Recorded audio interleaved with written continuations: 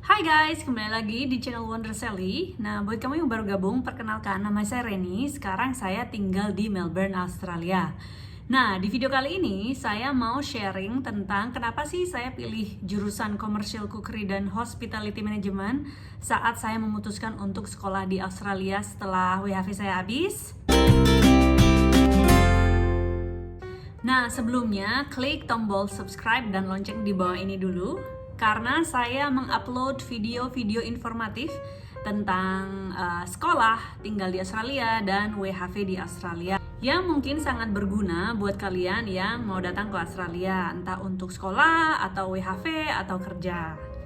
Nah, saya datang ke Australia tahun 2016 dengan menggunakan WHV atau Work and Holiday Visa. Saat itu umur saya udah 31 tahun, jadi saya nggak bisa apply second year atau third year of Work and Holiday Visa. Jadi saya mutusin untuk sekolah di Australia dan apply student visa. Nah, ada banyak jurusan sekolah di Australia yang bisa kalian pilih. Tapi karena tujuan saya sekolah untuk apply PR atau permanent resident, jadi saya harus pilih jurusan yang memungkinkan saya untuk apply permanent resident. Nah, waktu itu saya ada 3 opsi untuk dipilih. Satu adalah accounting atau finance karena saya lulusan D3 akuntansi di Indonesia. Kemudian childcare. Kenapa? Karena saya mikirnya kayaknya seru nih bisa kerja sama anak kecil. Dan yang ketiga adalah commercial cookery karena selama WHV saya selalu kerja di dapur, entah di cafe atau di restoran. Nah, dari ketiga option tadi saya harus memutuskan untuk memilih satu option, yaitu commercial cookery. Nah, ada banyak pertimbangan dari option-option tersebut. Nah, untuk accounting itu mata kuliahnya susah, terus sekolahnya mahal, terus tugasnya banyak, dan sekolah minimal 4 hari seminggu. Jadi saya mikirnya kalau saya harus sekolah, saya harus kerja, saya harus bikin tugas, wah itu bakalan stres ya.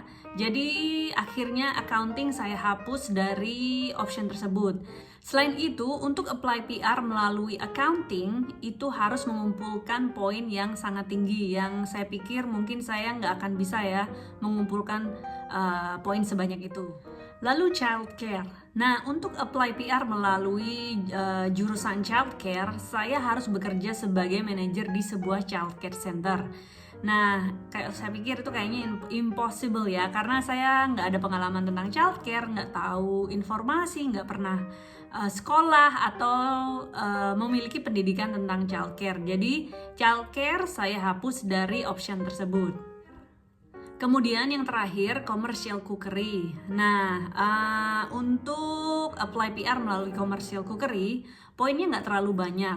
Kemudian sekolahnya lumayan gampang menurut saya loh ya, kalau dibandingin dari 2 option tadi. Terus paling murah.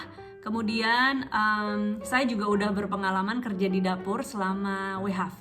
Walaupun nggak bisa masak ya, tapi double lah. Nah, akhirnya saya memutuskan untuk memilih jurusan commercial cookery. Nah, sebenarnya apa sih commercial cookery? Apa yang dipelajari di jurusan commercial cookery?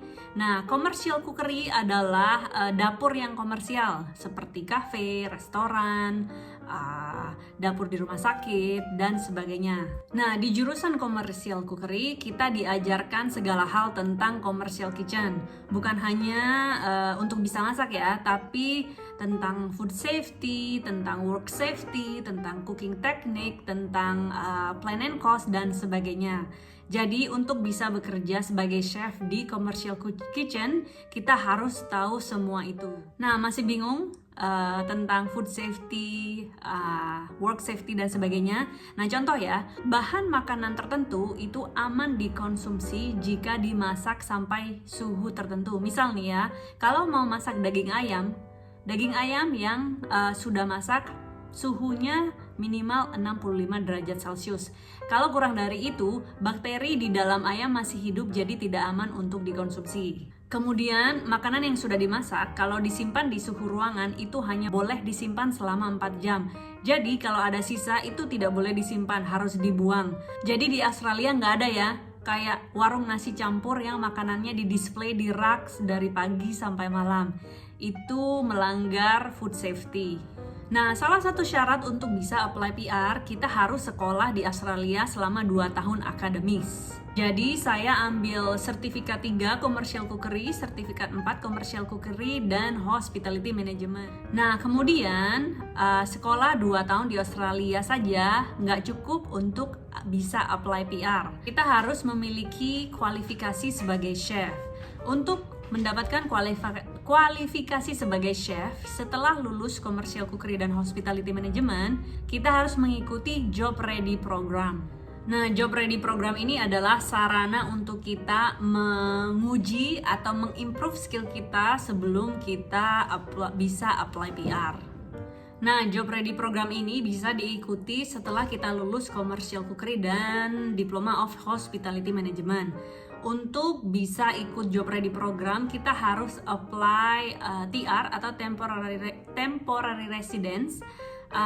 Visanya yaitu Temporary Graduate Visa subclass 485 yang durasinya adalah 18 bulan. Jadi kita punya waktu 18 bulan untuk menyelesaikan Job Ready Program.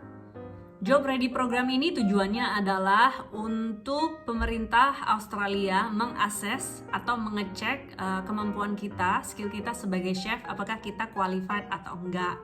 Nah, kalau sudah lulus tes Job Ready Program, skill kita sudah diakses oleh pemerintah Australia, nah baru kita bisa apply PR.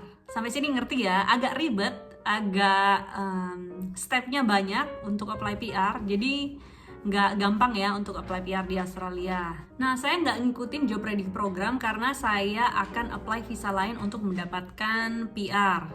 Nah, untuk informasi tentang Job Ready Program, detailsnya saya kurang tahu, tapi kalau kalian misalnya memiliki pertanyaan tentang Commercial Cookery atau Hospitality Management atau Temporary Graduate Visa, kalian bisa tinggalin komen, saya akan jawab sebisa mungkin kalau saya tahu ya. Nah, semua info yang sudah saya sebutin sebelumnya itu sebatas yang saya tahu. Untuk kalian yang pengen tahu detail tentang apply PR atau Job Ready Program, mungkin kalian lebih baik menghubungi agen imigrasi dan konsultasi dengan mereka jurusan apa yang sebaiknya kalian pilih agar bisa apply PR. Kalau kalian butuh kontak untuk agen imigrasi yang bantu saya untuk mendapatkan Temporary Graduate Visa subclass 485, bisa tinggalin komen di bawah. Dan juga kalau misalnya kalian butuh informasi tentang student agency yang bantu saya untuk dapat student visa, kalian bisa tinggalin komen di bawah juga. Nah, semoga video ini berguna buat kalian yang pengen sekolah di sini atau bingung mau pilih jurusan apa atau pengen apply PR. Dan terima kasih udah nonton video ini sampai habis. Jangan lupa subscribe, like, dan komen. Dan see you on the next video. Dah.